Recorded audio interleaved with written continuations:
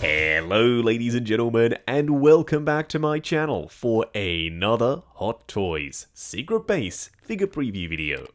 Before we begin, I have to say a huge thank you to Ryan Kirkwood for going out in person and snapping these stunning high-res pics and this video as well.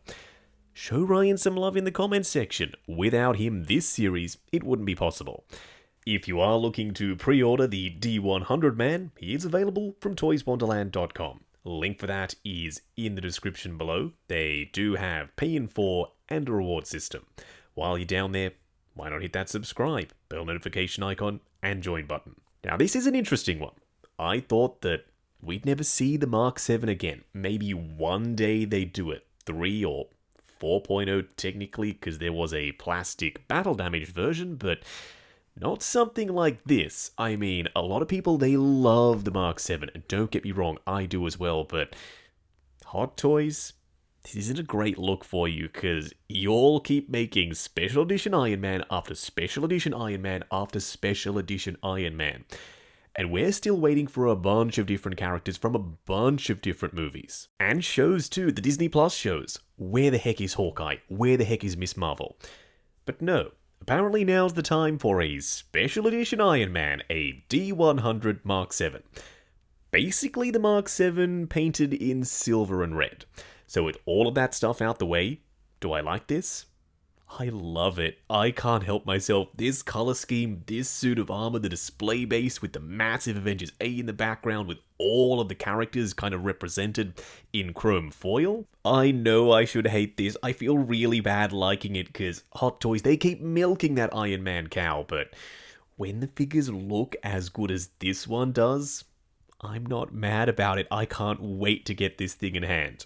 And hopefully, because it's a special edition, it comes out sooner rather than later. Only time will tell though.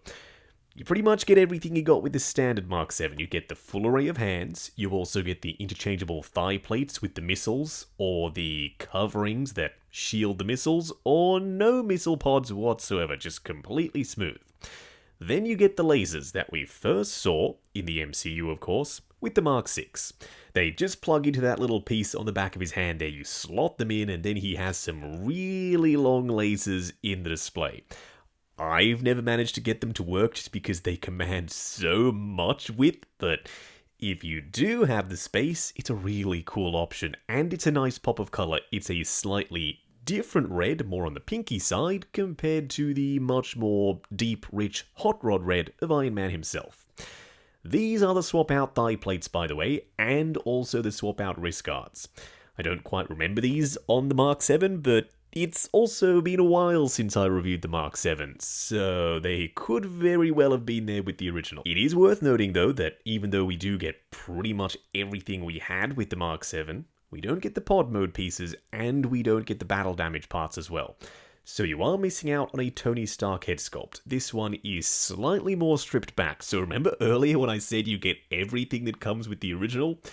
I just meant the core accessories, not those swap out bits and pieces. So yes, you are missing them. Not a huge deal because we never saw this suit on screen. I don't think it even exists in the MCU, so not having those battle damage parts and pieces, it's not something that I think is going to be a deal breaker. Not for a lot of people, and certainly not for me. This display base, though, very interesting. It's very Justice League-esque. It looks like the ramp from the Flying Fox, but it's also reminiscent of the Mark I die-cast display base. Very similar, just without the base topper. It also has a dynamic flight pole, so you can pose this heavy boy mid-air, because the Mark 7, he is still, to this day, one of the heaviest diecast figures ever. Moving up to the armor itself, it's very different in terms of the color scheme, and no, I'm not just talking about the red and silver, I'm talking about the finish of the red itself. With the standard Mark 7, it was a super screen accurate satin finish, whereas with this guy, it's very high gloss, so it's going to be super striking in the display. Plus, you can see a metallic flake to it. And then we have the gunmetal. And then we have this super bright shiny silver, almost chrome. It's not quite Chrome Mando Chrome, but it's also not quite Beskar 1.0 dullness. It's somewhere in the middle. It's super reflective.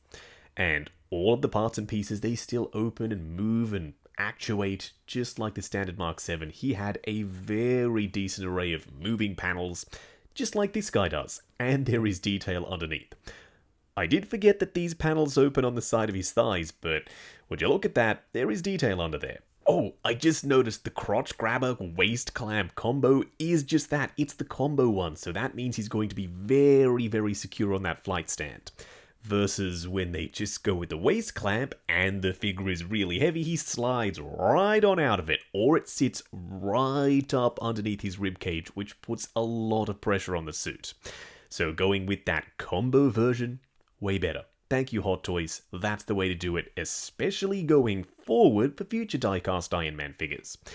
Tony's dead in the MCU. Will Hot Toys let him be? R.I.P. Tony? Absolutely not. We will undoubtedly see more Iron Man figures from Hot Toys in the future. Just please, no more neon tech. Hot Toys, it's not your vibe. They look and they feel really, really cheap and nasty. The unpainted black plastic, not a great look. This, though, is a great look. So if they keep doing special editions like this, fan favorite suits of armor in fan favorite color schemes like this guy from the Mark V or Silver Centurion, the silver and red combo, that I am interested in.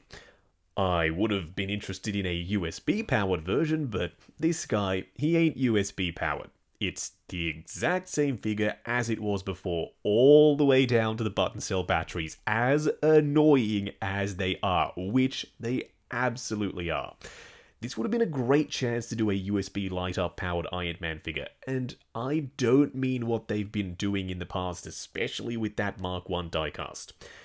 Don't just have it plugged in all the time. I mean, you can do that, have it plugged in and flick the switch and it will light up, but also have an internal battery.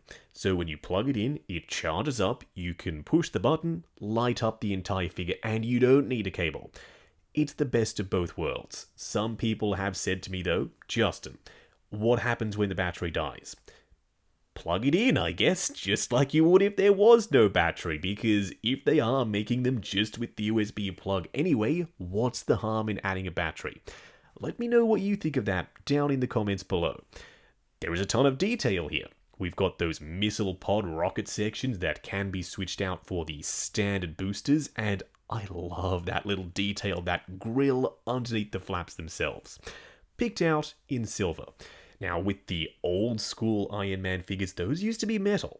For some reason, with the metal Iron Man figures, they're plastic. Maybe one day they can go back to making those out of metal. The helmet, beautiful. No complaints from me. He's got that black panel lining, that super reflective shiny silver, and that red is popping. You can see that it almost looks like there's shading around the edges, but there isn't. That's just the depth of the paint. There is so much going on just under the surface. There's a metallic to it, so when the light hits it, not only does it glow and reflect and look shiny, but it also has this kind of richness to it that gives it that shaded effect. When you zoom out, this picture right here, that's stunning. Like I said earlier, I can't wait to get this for the collection. And if you do want it, you might have to be quick, because Hot Toys, they're not making a ton of these. In fact, they're only making 1,500. It is super limited. So if you have any inkling at all that this might be something you want to add to your collection, go ahead and grab it before you can't, or before it's going for a crazy price on the aftermarket. Could I see this as a replacement for the Mark 7 if you never got that guy back in the day and you prefer this color scheme? If you prefer this color scheme, why the heck not? Go for it. Get this guy. You are going to love this suit in person and in hand. I do apologize if this has been a roller coaster ride. At the start of the video, I did say that we do need other characters, and we definitely do. But every now and then, a special edition diecast Iron Man, if it's a popular suit in a sick color scheme, go for it, Hot Toys. This guy looks awesome. If it's not for you though, I totally understand. However, if it is, and you want to pre-order it, it's available from toyswonderland.com. Link for that is in the description below. They do have pay in 4 and a reward system. If you are heading down to the description, why not hit that subscribe, bell notification icon, and join button if you like the sound of seeing your name in the end credits of my reviews. Like, comment, and subscribe. We'll catch you in the next video.